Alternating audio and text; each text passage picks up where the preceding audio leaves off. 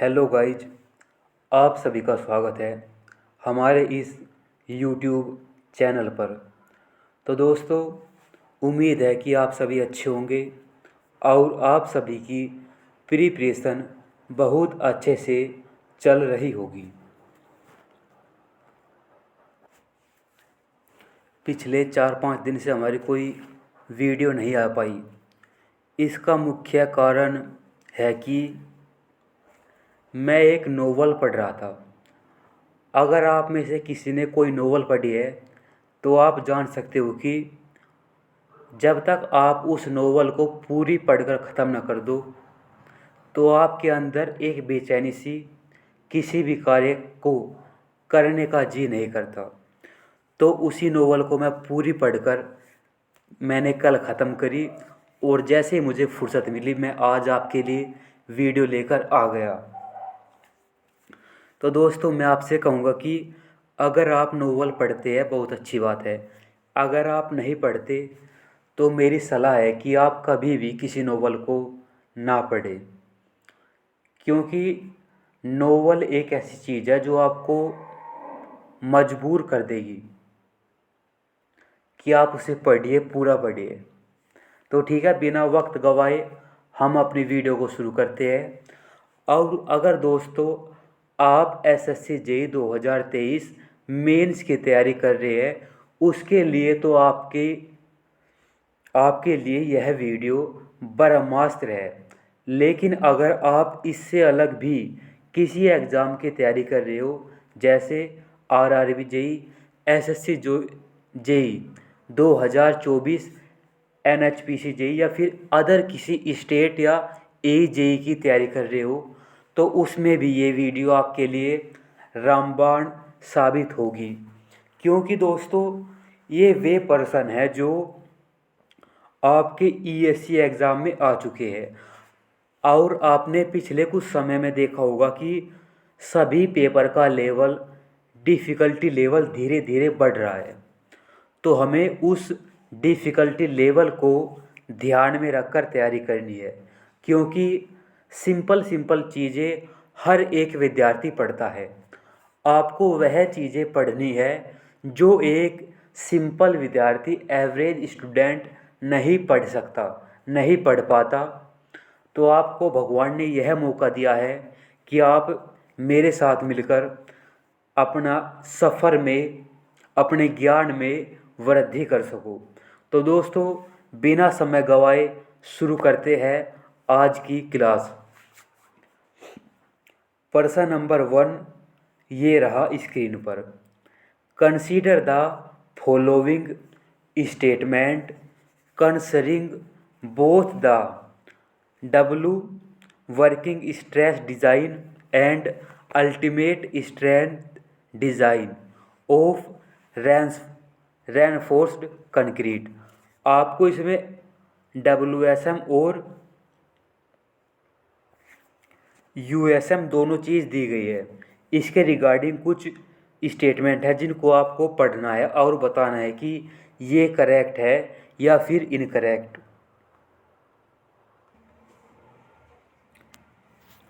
Statement 1, plane section before bending remain plane after bending.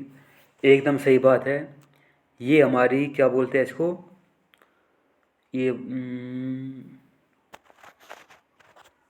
ये हमारी है assumption. Statement 2, the tensile strength of concrete is ignore. एकदम सही बात है, क्योंकि कॉन्क्रीट की टेंसाइल स्ट्रेंथ बहुत कम होती है, इस वजह से हम इसे इग्नोर कर देते हैं। तो हमारा both statement 1 and 2 are true. Option number C is true.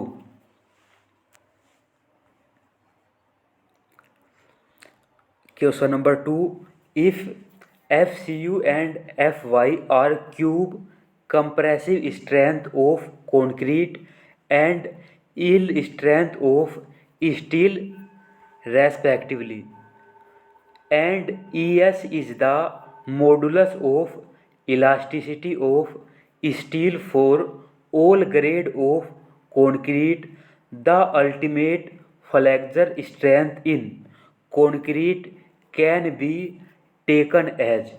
तो आपको यहाँ पर कंक्रीट की फ्लेक्सर स्ट्रेंथ बतानी है। तो इसका करेक्ट आंसर क्या होगा आपका 0.0035। यही हमारी अल्टीमेट फ्लेक्सरल स्ट्रेन होती है कंक्रीट की।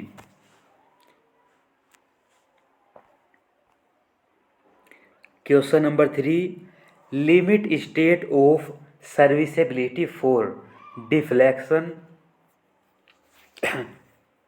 Including the creep effect due to creep shrinkage and temperature occurring after erection of partition and application of finishes as applicable to floors and roofs is restricted। तो आपसे पूछा गया है कि limit state of serviceability क्या होगी जब आपका क्रीप श्रिंकेज एंड टेम्परेचर लगता हो और इसी के साथ पार्टीशन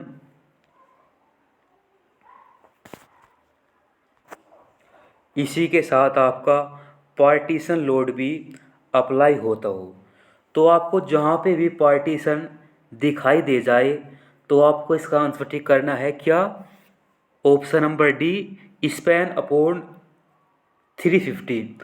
अब आपको कमेंट बॉक्स में ये बताना है कि अगर इसमें पार्टीशन लोड ना होता, पार्टीशन अप्लाई ना होता तो इसका करेक्ट आंसर क्या होगा, ये आपको कमेंट करना है।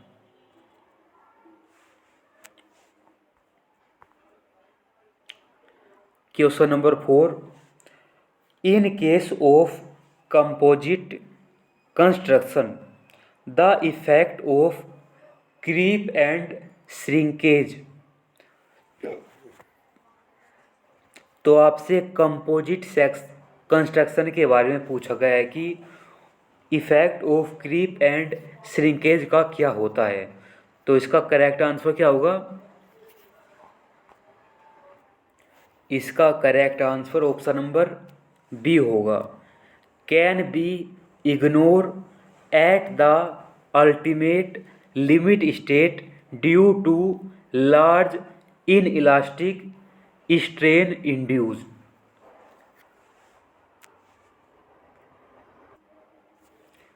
Question number 5, the maximum strain in concrete at the outermost compression fibre in the limit state design of flexural member.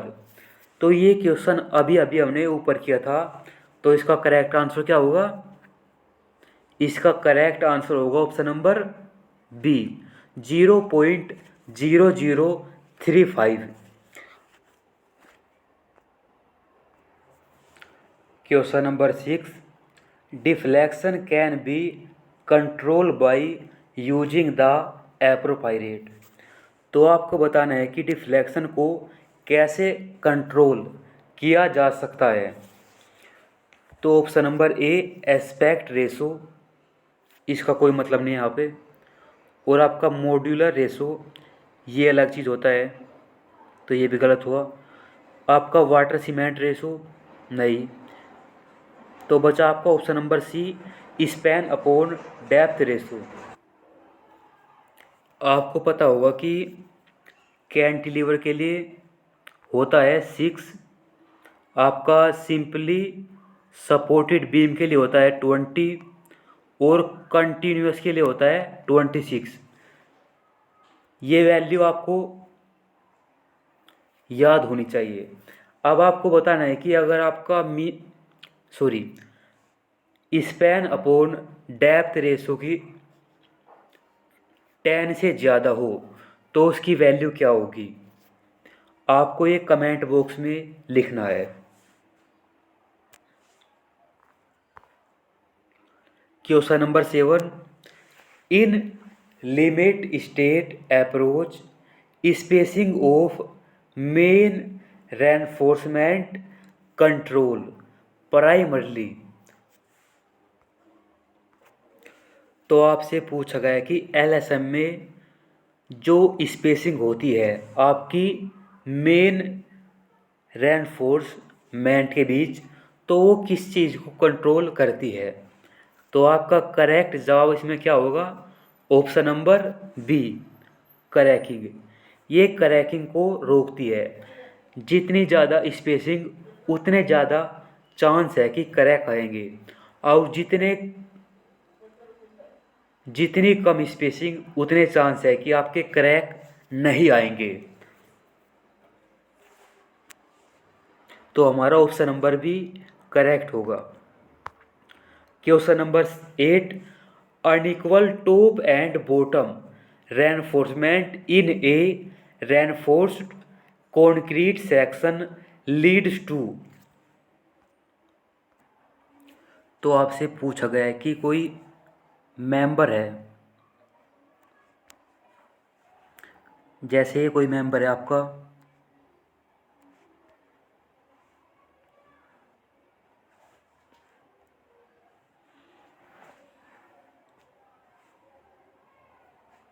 इसमें आपके क्या हो गया है,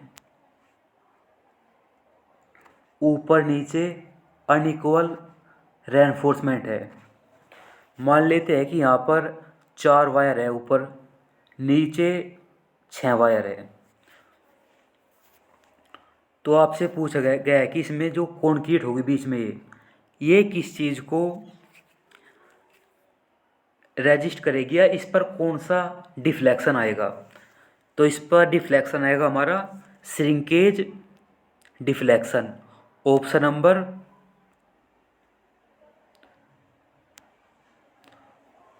नंबर बी आएगा इस पे।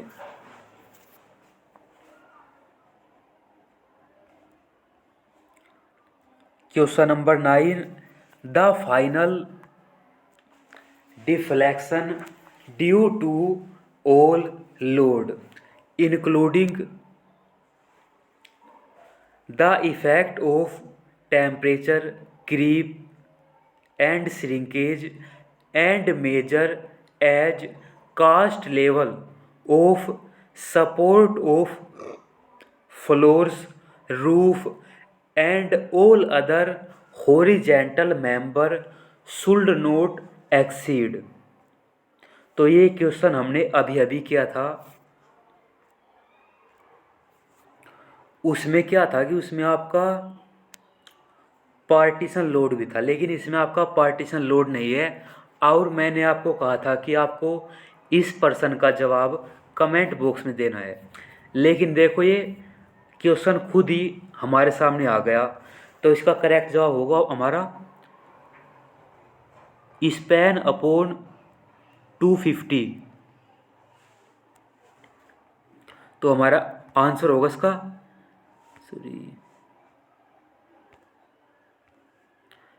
स्पैन अपॉन 250, क्योंकि इसमें हमारा क्या बोलते हैं पार्टीशन लोड इंक्लूड नहीं है। अगर इसमें कहीं पर पार्टीशन लिखा होता तो हमारा आंसर होता span upon 350।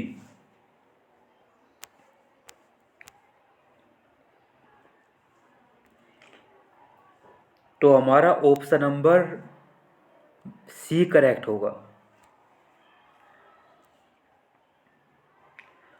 Question number 10, HYSD bar high yield deform bars have a.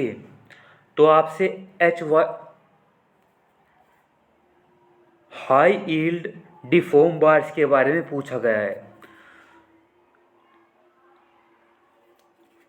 इसका करेक्ट आंसर क्या होगा? डेफाइनेट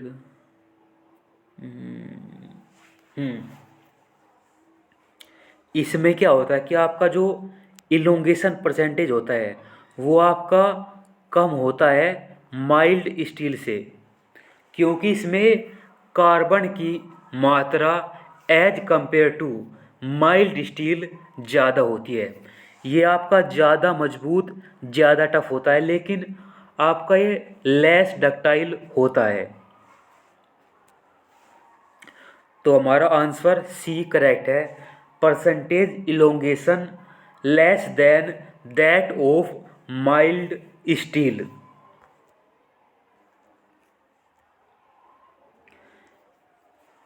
the limiting compressive strain of concrete in bending. तो आपको बताना है कि limiting compressive strain of concrete क्या होगा बैंडिंग में। तो आपका करेक्ट आंसर होगा इसमें ऑप्शन नंबर ए। अब आपको कमेंट बॉक्स में बताना है कि 0.0003 किस चीज़ की वैल्यू है। आपको इसका जवाब कमेंट बॉक्स में देना है।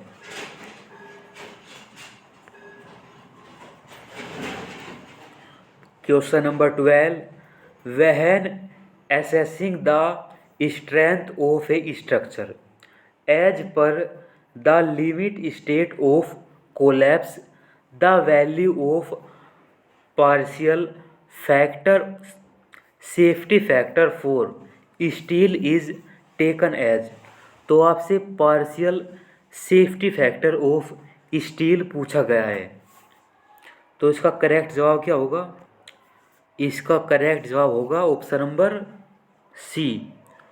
अगर आपसे पूछता कि पार्शियल सेफ्टी फैक्टर 4 यहाँ पर कॉन्क्रीट होता, तो इसका जवाब क्या होता? Option number B 1.5। अब आपको कमेंट बॉक्स में ये बताना है कि partial safety factor of concrete ज़्यादा क्यों लेते हैं एज कंपेयर टू स्टील। इसका जवाब आपको कमेंट बॉक्स में देना है।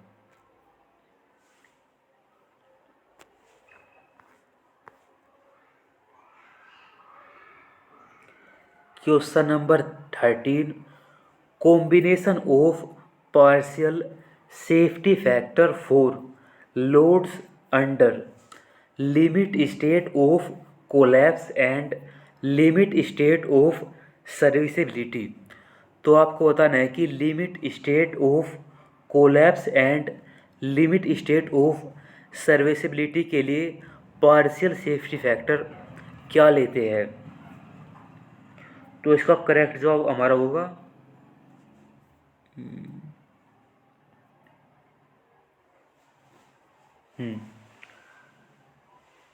ऑप्शन नंबर सी।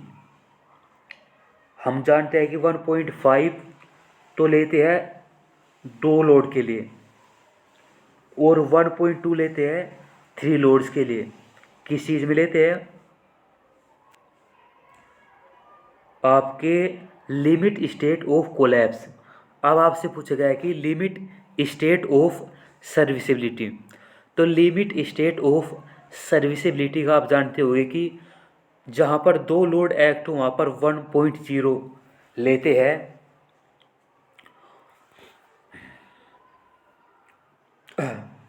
और जहाँ पर आपके live load plus wind load act करे वहाँ पर 0.8 लेते हैं। जहाँ तक मुझे उम्मीद है कि ये प्रश्न आपके पेपर में पूछा जाएगा, लेकिन इस प्रकार नहीं। आपसे पूछा जाएगा सिर्फ लिमिट स्टेट ऑफ कोलैप्स। तो आपको पहले वाले 3 याद रखने हैं, 1.5 इंटू DL प्लस LL, साथ ही 1.5 इंटू DL प्लस WL और 1.2 into DL plus LL plus WL।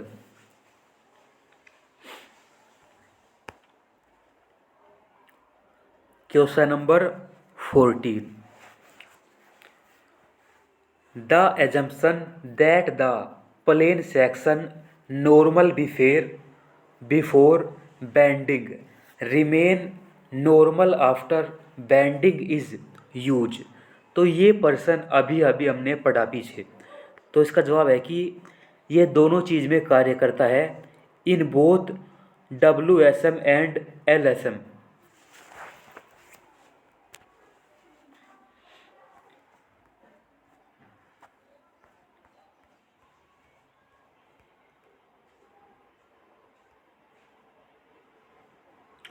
Question number 15, in the limit state method of design the failure creation for reinforce concrete beam and column is. तो आपसे पूछा गया है कि limit state of design के लिए जो फेलियर क्राइटेरिया होता है उसमें आपका बीम एंड कॉलम्स के लिए क्या वैलिड होता है। तो आपका इस पे वैलिड होता है option number B, maximum principal strain theory आपकी अप्लाई होती है।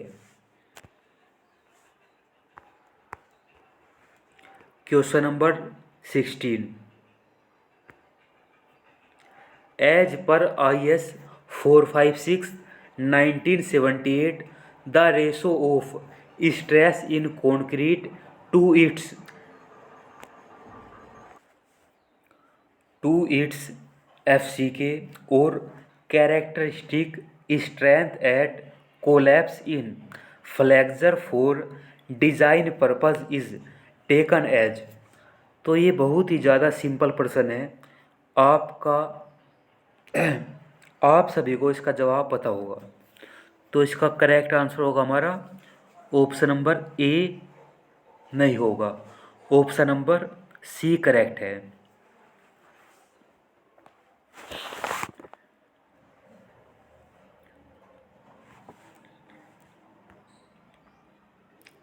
इन limit state design of reinforce concrete deflection is computed by using.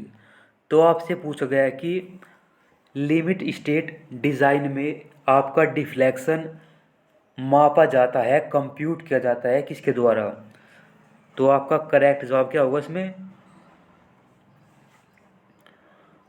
Short term and long term value of Young's modulus. तो आपको बताना है कि 5000 अंडर रूट FCK आपका short term Young modulus है या फिर लॉन्ग टर्म यंग मॉडुलस है। इसका जवाब आप कमेंट बॉक्स में दीजिए।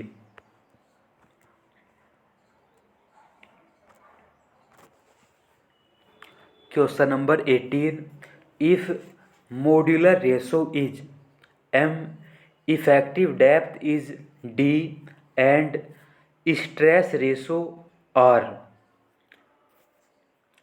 Is equal to sigma ST upon sigma CBC the depth of neutral axis of a balance section. तो आपको डेप्थ ऑफ न्यूट्रल एक्सिस बतानी है बैलेंस सेक्शन की। तो आपके पास चार ऑप्शन है, तो इसमें से करेक्ट आंसर क्या होगा। तो करेक्ट आंसर आपका होगा ऑप्शन नंबर ए नहीं होगा, आपका ऑप्शन नंबर बी करेक्ट होगा। M/M+R/D।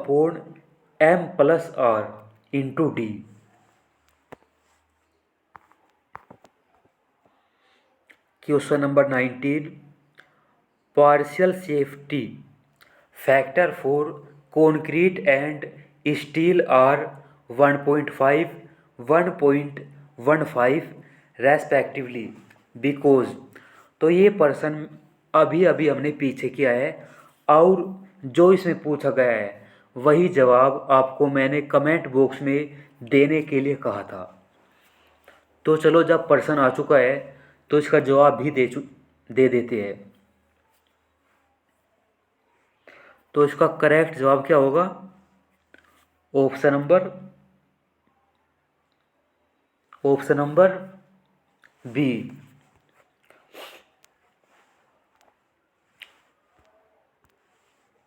The control on the quality of concrete is not good as that of steel. सही बात है, क्योंकि जिस प्रकार की क्वालिटी कंट्रोल हम जब स्टील को बनाते हैं रख सकते हैं, हम वही चीज़ें अप्लाई नहीं कर सकते आपके कंक्रीट में।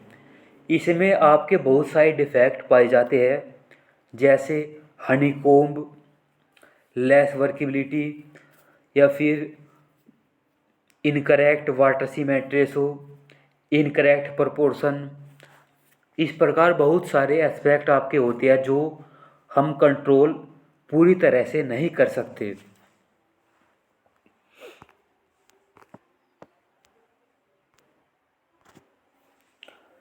Question number 20, as compare to working stress method of design, limit state method takes concrete to. आपसे इन दोनों के बीच में कंपैरिजन करना है, WSM एंड LSM के बीच। तो इसका करेक्ट आंसर क्या होगा आपका? ऑप्शन नंबर ए। आपका जो LSM है वो ज़्यादा स्ट्रेस ले सकता है।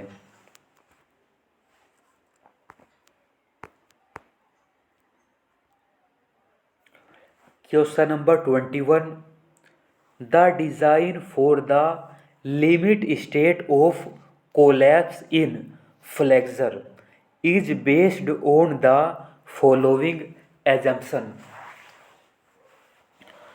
तो जो आपकी लिमिट स्टेट ऑफ कोलैप्स होती है वो निम्नलिखित में से किस किस अजम्पशन पर बेस्ड होती है? आपको इनमें से करेक्ट अजम्पशन चुननी है।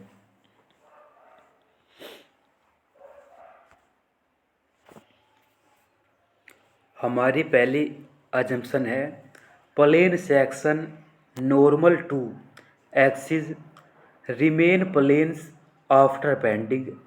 एकदम सही स्टेटमेंट है। The maximum strain in concrete at outermost tension fibre is, ये हमारा गलत है। Statement 3, the relationship between the compressive stress distribution in concrete and the strain in concrete may be assumed to be rectangular, trapezoidal, parabolic or any other shape, which result in prediction of strength in substantial agreement with the results of test। तो आपका statement 3 भी correct है। तो आप पूछोगे कि आपका जो स्टेटमेंट 2 है वो गलत क्यों है? तो बहुत सारे बच्चे है पहचान चुके होंगे क्यों है। क्योंकि दोस्तों इसमें लिखा है कि the maximum strain in concrete at the outer most tension fibre. यहाँ पर हमारा टेंशन फाइबर नहीं है, हमारा कंप्रेशन फाइबर है। तो इस वजह से हमारा स्टेटमेंट 2 गलत है, जबकि हमारा स्टेटमेंट 1 एंड 3 आर करेक्ट। इसके अकॉर्डिंग हमारा ऑप्शन नंबर ए करेक्ट होगा। Question number 22, the probability of failure implied in limit state design is of the order of. तो इसका करेक्ट क्या होगा? इसका करेक्ट आंसर होगा option number A, 10⁻²। 10⁻⁻²।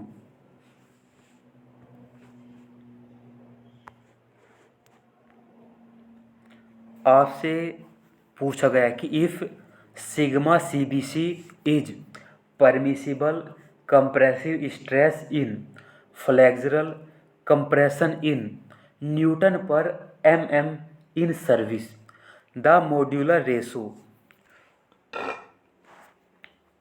Is of the order of. तो आपसे modular ratio पूछा गया है। तो आप सभी जानते हो कि हमारा मॉड्यूलर रेशो क्या होता है, 280/3 सिग्मा सी बी सी। तो हमारा ऑप्शन नंबर ए करेक्ट होगा।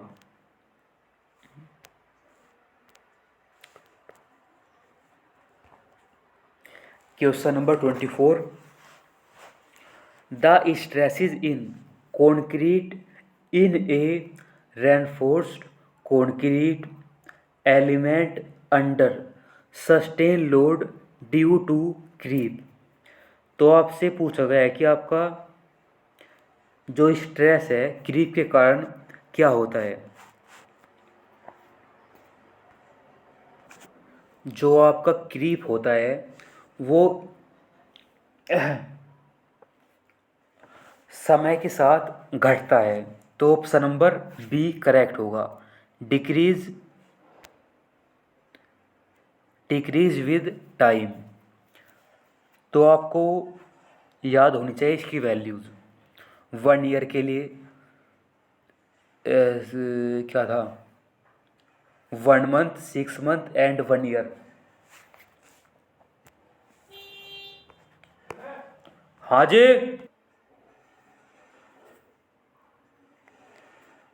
Question number 25, consider the following statement.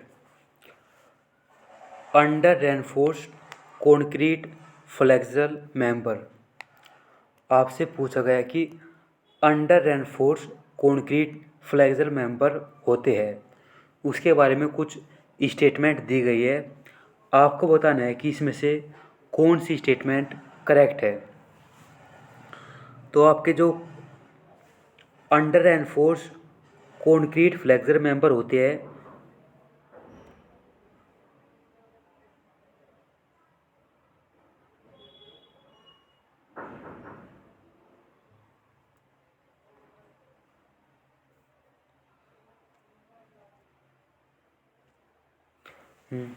वो होते हैं डीपर। सही बात है, वो डीपर होते हैं। और स्टीफर स्टीफर भी होते हैं। सही बात है। कैन अंडरगो लार्ज डिफ्लेक्शन, एकदम करेक्ट बात है। As compare to other section like balance section और ओवर रेनफोर्स सेक्शन। जो आपका अंडर रेनफोर्स सेक्शन होता है उसमें ज़्यादा डिफ्लेक्शन आती है बिफोर फ्रैक्चर। तो आपका स्टेटमेंट 1, 2 एंड 3 आर ट्रू। उसके अकॉर्डिंग आपका option number A is correct.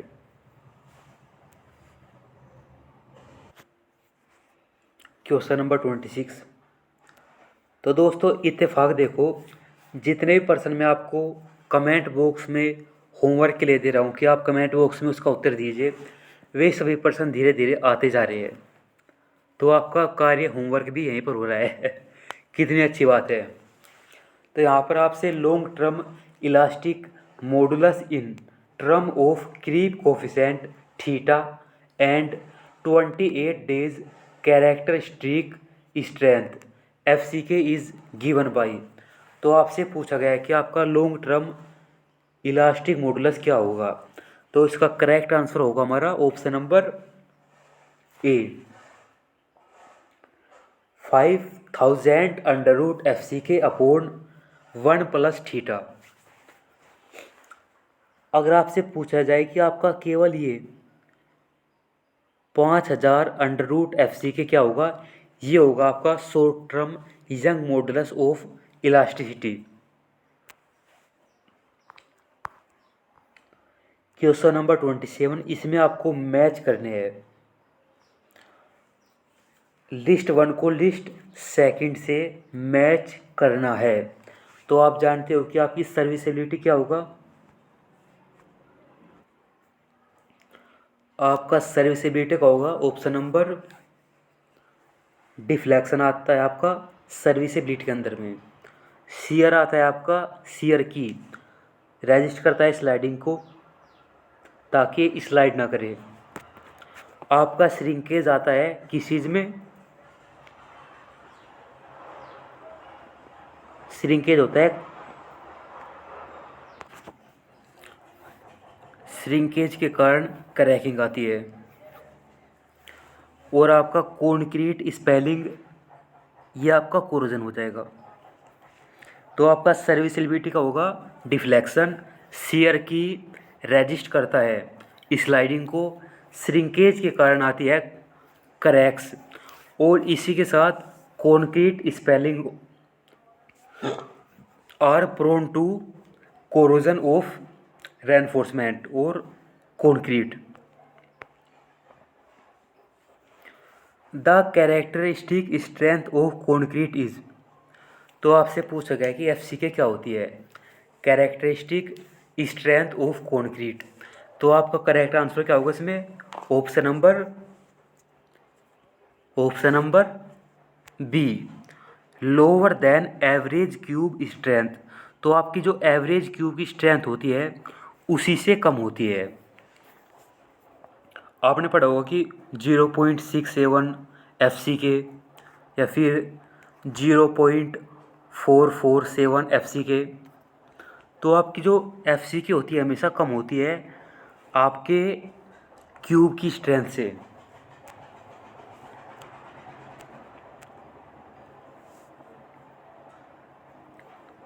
F C के वो होता है जिस पर 5% ऑफ आपके जो सैंपल होते हैं वो फेल कर जाए। Question number 29 is assertion and reason base. तो आपसे असर्शन दिया गया है कि the stress block used in limit state design method is obtained by testing of concrete cylinder under uniform rate of strain. The stress block used in the limit state design method is obtained by testing. तो आपका assertion गलत है क्योंकि uniform strain से हमें कोई मतलब नहीं है, हमें यूनिफॉर्म स्ट्रेस या फिर यूनिफॉर्म लोड से मतलब है।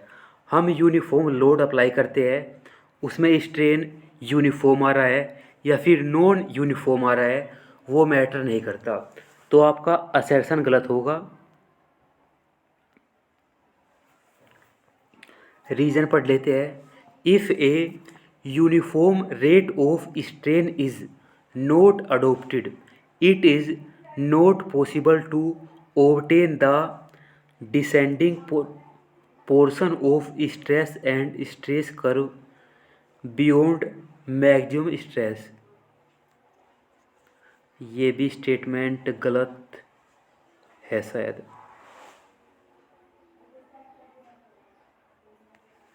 चलो ठीक है, इस पर्सन का जवाब मैं आपको कल की वीडियो में दूंगा या फिर आप इसका जवाब मुझे कमेंट बॉक्स में दे सकते हो, क्योंकि मैं इसके रीजन को लेकर थोड़ा सा डाउटफुल हूँ। तो इसको इस पर्सन को हम डाल देते हैं हमारी बकेट लिस्ट में, इसको बाद में देखेंगे।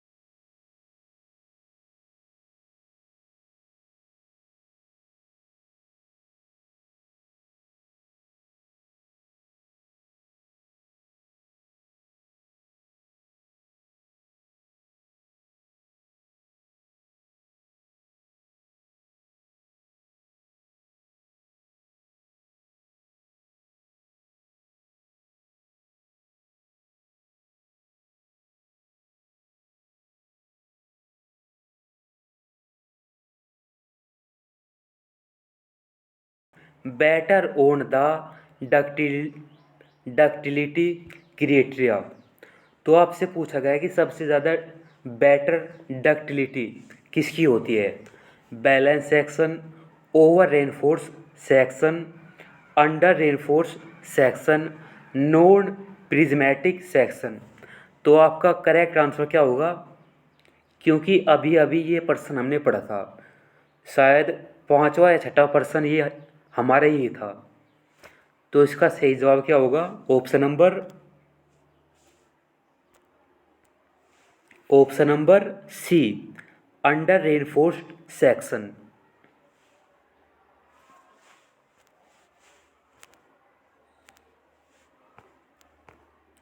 Question number 32, what should be the minimum grade of reinforced concrete in and around sea coast construction? तो आपसे पूछा गया कि आरसीसी की मिनिमम वैल्यू क्या है जो कि हम सी कोस्ट में यूज करते हैं। तो करेक्ट आंसर क्या होगा हमारा? Option number B, M30। आपको कमेंट बॉक्स में बताना है कि हमारी पीसीसी की मिनिमम वैल्यू क्या है जो हम सी कोस्ट पर यूज कर सकते हैं। Question number 33, what is the value of flexural strength of M25? तो आपसे फ्लेक्सुरल स्ट्रेंथ की M25 की वैल्यू पूछी गई है। तो इसका करेक्ट आंसर क्या होगा? करेक्ट आंसर होगा इसका ऑप्शन नंबर बी, 3.5।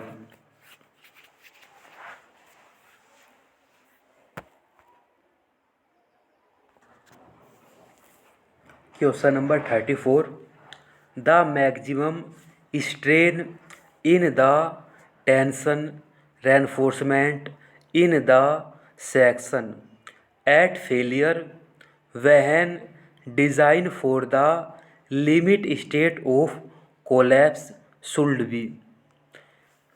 ये पर्सन ऐसा है कि आपको याद रखना पड़ेगा, क्योंकि इस प्रकार के पर्सन आपके एग्ज़ाम में आएंगे जो कि डायरेक्ट कॉपी पेस्ट होंगे। तो इसका करेक्ट आंसर क्या होगा हमारा? इसका करेक्ट आंसर होगा हमारा option number B, is less then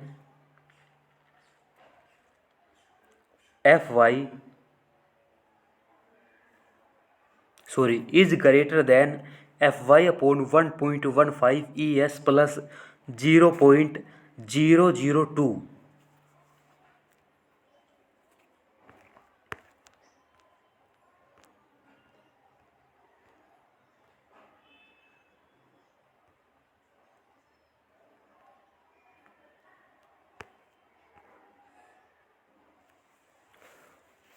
ये देखो, ये पर्सन मैंने आपसे पूछा था, ये अभी आपके आगे आ गया। तो दोस्तों इसका आंसर क्या होगा? एज पर IS 456/2000 which one of the following correctly express the modulus of elasticity of concrete? तो इसका जवाब आप आंखें बंद कर कर भी दे सकते हो। Option number C, 5000 under root FCK। Question number 36, characteristic strength of M20 concrete is 20 MPa। What is the number of cube having 28 days compressive strength greater than 20 MPa out of 100 cubes made with this concrete?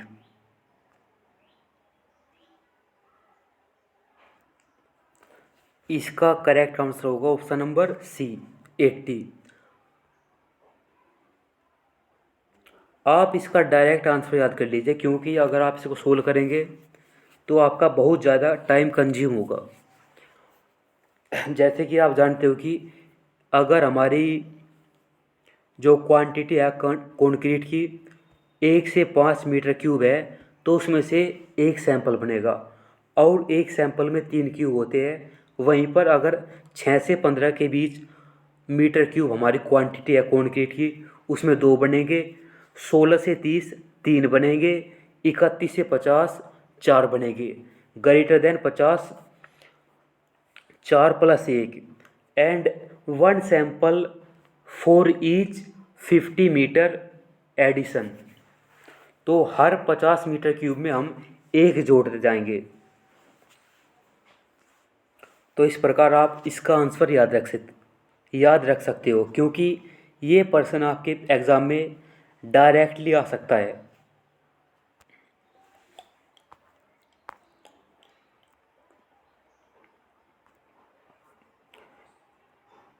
ये person हमने अभी पढ़ा है question number 37। The final deflection due to all included effect of temperature creep and shrinkage measure from as cost level of support of floor roofs and all other horizontal। तो हमारा correct answer होगा option number B. अगर इसमें partition load भी होता तो हमारा option number A correct होता।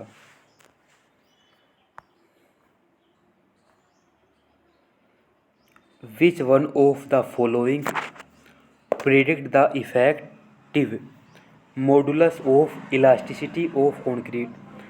तो इसमें से कौन सा करेक्ट है? ऑप्शन नंबर ए करेक्ट होगा। यहाँ पर होगा 5000 √FC अपॉन 1+θ। ये हमारा long term modulus of elasticity भी है।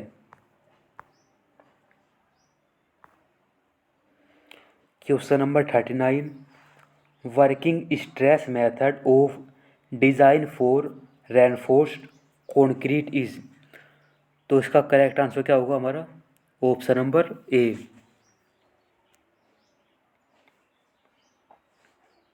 Note a limit state design, क्योंकि हमारा WSM और LSM दोनों अलग अलग है।